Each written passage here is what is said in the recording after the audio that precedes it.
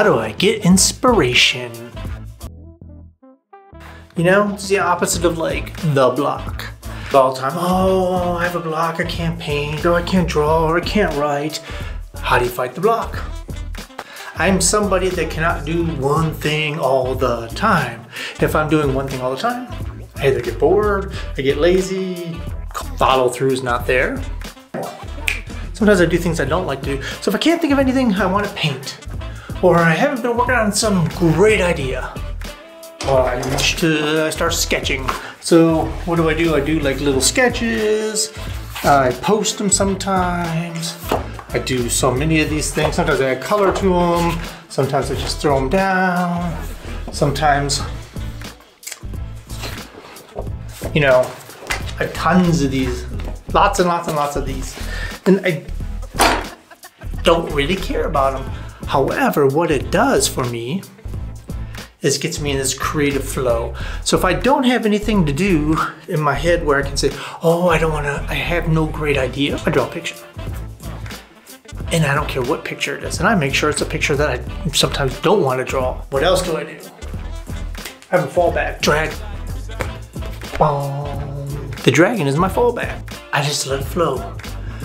It's not an Asian dragon, it's not a winged fantasy medieval dragon. It's just dragon. Some of them are certain forms, but I just look at it like chaos coming together, and I really enjoy it.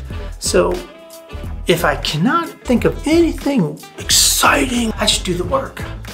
I paint a dragon, or I do a sketch. Like, what I think is really important to have fallback. As an artist, you're working for yourself. Unless you're taking a commission and you have a deadline, you don't really have someone behind you, a boss, or someone saying, hey, you have to do this by so-and-so date. I need this painting done here, and I want this one here. You need to set some kind of fundamental rules. I fall back on the drawing, so I will draw something every day. I do multiple dragon paintings. Sometimes something comes out of them. Sometimes another work of art comes out of them. My head just goes through, and I've created something great just with the sketch alone. Just amazing what can be done if you don't stand in the way of your own inspirational self. These are all paintings I've done in like the last month and a half. It's not even all of them. You see a lot of abstract paintings. I don't usually paint a lot of abstract. I have had the need to let energy out, to express myself, to think about curves and lines and colors and things moving together. Quite a lot like the dragons, right? Curves, lines, things moving together. To be able to put these emotions out on the canvas,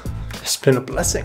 Something else I've done. That's not something I recommend to everybody. I like to go through a lot of the paintings that I painted in the past. Some I keep for nostalgia reasons. As an artist, you're your own worst critic. But some of the work you've done in the past, you know, it's not that good. Maybe you've gotten better. You know what I've been doing? I take paintings I painted maybe 10 years ago, 5 years ago, a couple years ago. Sometimes I take them and I redo a painting on them. This painting is heavy.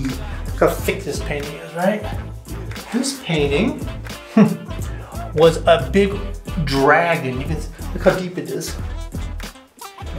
Yeah, I don't know if you can see it on the camera, but it's very heavy. It's very thick. That painting was of a dragon with 2 fireballs in his hands, and it was very bad. It didn't come out good. And I thought, you know, it's such a release to say, screw it, I'll take those things. Like this painting here was a painting of a freedom fighter. The composition was bad. It was centered in the middle. It just didn't work. And I just really wanted to make something out of it. And this one's called velocity flow because I feel like, whew, it's the movement. This painting was of a sword fighter. The painting was not that good. I've had it hanging on my wall for over a year. Sometimes when I'm looking for inspiration, I just look, what have I done? Why can't I take something I made, what didn't work out, and just change it? Be brave and change it. Is it okay to paint on top of paintings that you've already done in the past? It is. We've all done it. I hope you've done it. If you haven't done it, you should try it. There's nothing better than taking a painting that you just like kind of keep out of nostalgia because you put all this time into it, but you do realize it's just not right for whatever reason, and just to make something amazing out of it. That to me is very exciting. Inspiration comes from making a lot of new things quick, fast. Inspiration comes from taking time and walking through the park. Walk in the park every day, see new things, be inspired by doing the work. So to stay inspired, you should be reaching out to new horizons. Don't be afraid to try something new and take wood, whittle. Try some abstract if you're a realist. I do contemporary art. I like to do a lot of city streets in watercolor, portraits and oil paintings. Don't be afraid to be inspired. Don't wait for the muse to hit, because the muse comes every single day. The muse. If I was just inspired and the muse came to me. Well, you know what? I believe in the muse. And there's a great author, Stephen Pressfield. And he's a really creative guy. And he talked about, you know, saying a prayer to the muse every day. Now, I can't say that I do this every day, but I do acknowledge that there is a muse out there, and this muse comes and sits behind me, and it's that moment where you're no longer there. You're in this zone, right? You're in this time where there is no time anymore, and you're creating art, and this art you're creating is not from you, right? It's just something came through you, and things connected, and there it is. And that's the moment you're like, yeah. Sometimes we ruin it, right? We overthink it. It's happened to me many times. I've created wonderful things and I said, I just need to do this. And it's gone. But in the same time, that brave new world of just gonna do it anyway has brought me some lovely things in the past. The muse, the inspiration. Show up every day and do something. That's why it's important to have daily rituals. Or every day, it's just one little tiny thing. It doesn't even have to be big. It could be like, I do a sketch. I hate giving myself a to-do list. We've been all there, you know. Some people are very organized, to-do-y. I'm chaos, man. I just live in the moment. I have to do this by this date and that by that date. And today I have to do this and this and this and this. I don't plan like that because I know inspiration's gonna hit and I'm just gonna go out on a tangent. It'll come when you're doing something. It doesn't matter what it is in the creative endeavor, as long as it's like moving this art thing forward. You know what I do? I use social media as a leverage. In order for me to have content, I have to create. So I tell myself, I need to post 5 videos this week. So that means I have to go back to my old paintings, I have to go to my new paintings, and I have to video myself as I'm doing these things so I have content. You know, life was a lot easier before social media. You didn't have to always video everything you're doing. You didn't always have to be on. But guess what? It keeps you honest, keeps you working, because you know you have to do it. And this is my driver. I use social media to inspire me. Now, I'm not using social media by looking at other artists all the time and going, oh my God, they're so great. Because, you know, I'd be honest with you, I interview artists and I talk to a lot of artists. And there are some people out there that I'm like, oh my God, they're so good and I'm so bad. And oh, and then you go down this road and you're like, oh my God, why should I even do this anymore? No one's buying my work, or nobody wants this, or it's the wrong direction. You're confusing people by doing abstract all of a sudden. I'm not inspired because I'm just so bad. No, forget it. Don't use social media to compare yourself. Use it to find new friends. And the cool thing about an artist always tell, yeah, keep it up. You're doing good work too. Go, go, go, go. And if they don't, they're an asshole. Stay away.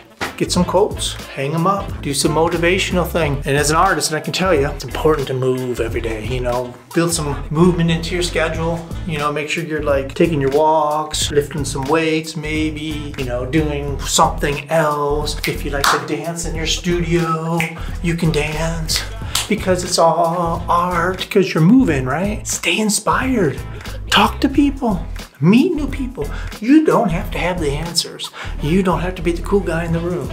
Don't worry so much. Be inspired by your life. To pat yourself on the back and feel good about your art. Inspiration comes from inside. It's inspired by things around you. I'm not always inspired, you know. Some days I come into the studio and I think,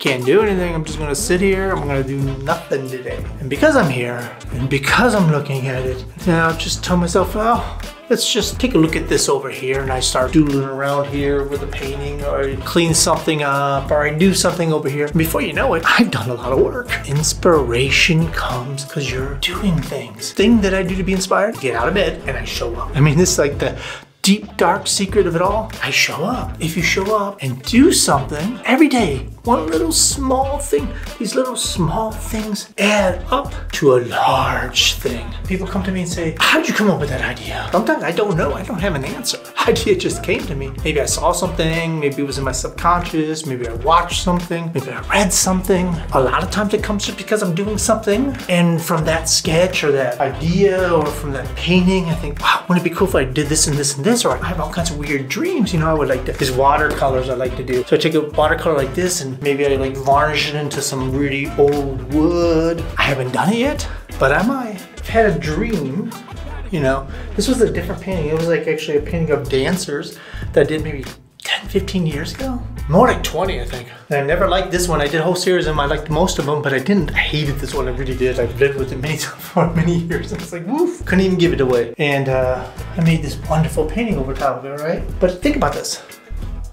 Instead of like a classic frame or just painting the sides, like I'm not one of these guys that paint the sides so much. See how it's wide. Sometimes I paint them, but just can't be bothered. It's not really cool. I kind of like it how it's grimy and comes off the thing. But see these edges, right? See how that comes off there? Now imagine if you had some kind of liquid, sticky, you know, maybe something you used for the windows or something, and we formed from the edge coming out. So it wasn't anymore a square, it was forming, right? So these abstracts would actually have a different dimension. The frame would be the painting. This has probably been done before. I don't know. I haven't seen it, but I would like to do it. So if anybody has an idea for that, let me know. I would be really happy to do something like that. These are all thoughts that inspire me to keep doing the work. I may or may not do this funky frame thing someday. This idea that I play with, it turns into a different idea and then combines with this idea, and eventually I have something completely new, whatever it is. Maybe it just comes out of a different sketch or how I paint or how my brush stroke is. And that's the fun thing about art. Inspiration. I've been finding inspiration in abstract for the last month and a half. Most of these are abstract paintings, a couple that aren't. More contemporary, my normal style. And you can tell it's what I paint and how I paint. However, it's just a little different. And why am I doing this? Because I'm inspired to let emotion out right now. You know, we've been living in a pandemic. It's different. I want to like show form and movement and this velocity of chaos. You know, this is for me really fun. And sometimes if you don't have a story behind what you're working at, people say, oh, you have to have a meaning behind it. No, you don't. Don't wait for inspiration, just do the work. Sometimes the meaning comes off afterwards. Imagine that, people make things up. They tell a story. The story is, don't wait for inspiration, do things. You don't have to like these, but I was inspired to do them. A lot of people do abstract. A lot of people go, oh, abstract art is not what it used to be, or oh, it's just couch art. Who cares? I was inspired to just paint a bunch of them because it's exciting and it's motion and it's connectiveness and it's a different way of doing something, which makes me even more inspired to paint more contemporary in my next steps, which I have a whole idea for another series of paintings now that I didn't have until I really started working through these lines and everything. And some things from these abstract paintings that I discovered, think of them as studies in light and think of them as studies in think of abstract as a fallback. From now on, I will use abstract as one of my fallbacks. I use the lines and the forms and the combinations. Give me ideas for different things and what I could add to them. I could picture myself doing abstracts and then painting on top of them something else. Why not? The texture's beautiful. The forms are beautiful. They inspire me. It's very easy. Give yourself an easiest default every day. And the easiest default should be whatever you want it to be. It could be, I have to take the crayons out and color something every day. If I have not done one creative thing today, at least I have to take a pen out and do one drawing. Or I have to take the watercolors out and run the color over this. Or my fallback is always that I throw oil paint on a canvas and smear it around. Why not? Have one fallback that you can repeat anywhere at any time. And you will always stay inspired because every day you can look back and go, oh, I did that yesterday. And you don't have to draw every day and you don't have to paint every day, but you have to have one tiny fallback that you do no matter what if you don't do anything else. And this will keep you inspired because a lot of times if you take that little easiest thing and you do it, imagine that. You end up doing a bunch more. It happens all the time to me. You know, I start with a sketch and then I end up doing a painting. I start with a dragon and I end up doing 5. I start with painting, I just do the painting. Or I just do the sketch, or I just do the dragon, but I did that one fallback thing. So I sketch a portrait of somebody. Or sometimes I do things from memory, I play little games with myself, but if I'm lazy, I will look at a picture and I'll just freehand a sketch of that thing in pen. In pen, why pen? Pencil. I start erasing and I start making it better. Brush pen, see? It's got like little layer, kind of dig them. So if I take a brush pen and I hold that pen like this and I draw freehand and I scribble, scribble, scribble. And sometimes I change the pen out and use a different nib or something, different tip. I do not care if I make a mistake. Sometimes, you know, you draw something, you think, ooh, I screwed up that eye, I screwed up that hand, or do this. I just keep going. It doesn't matter. And I post that stuff. I post the ugly drawings. You know why? Because a lot of times it's for me. I want to keep a record of how I've improved. I mean, if I did this in pencil, I'd be erasing, I would be shading. There's no excuse for it all. But if I do a pen, it's not forgiving, and it's forgiven because I say, I have 5 minutes, a pen, do it. And I have 5 minutes. I set myself the time of 5 minutes. So in a short amount of time, I have a pen, it is what it is. And sometimes it comes out shitty, but I don't care. Inspiration. The inspiration is doing the work. And if you do that enough times, all of a sudden ideas come to you all the time. You're like, oh, I want to do this, I want to do this, I want to do that. And then the problem is then what you might run into, too many ideas and not knowing where to start. Have you had that problem? I've had that problem. It's like, oh, I want to do this and I gotta do this and the website and I want to design this and I want to make some t-shirts and this whole confusion of like great ideas, and you live in this fantasy world of like, oh yeah, I can picture this, and in your head it's already done. The worst things that ever happened to me is I finish shit in my head all the time. I just haven't done the work. Pull out the pen, do a sketch, and then lead that into like one of the avenues of one of the things you have an idea of. Whatever it is, easiest common denominator. Break down that big idea into one little small piece and do that part of it. And if you don't do even that, then do a sketch of something else. With a pen, you'll be on inspiration. You've been inspired to do something. And you might not be inspired by it, but you did the work. You were creative. You had an output. You could pat yourself on the back. Say, good job today. That's enough. Inspiration will be there because you're there. Just open up to it. If you like this video, give it a thumbs up, subscribe, share it around. Appreciate it. Take care.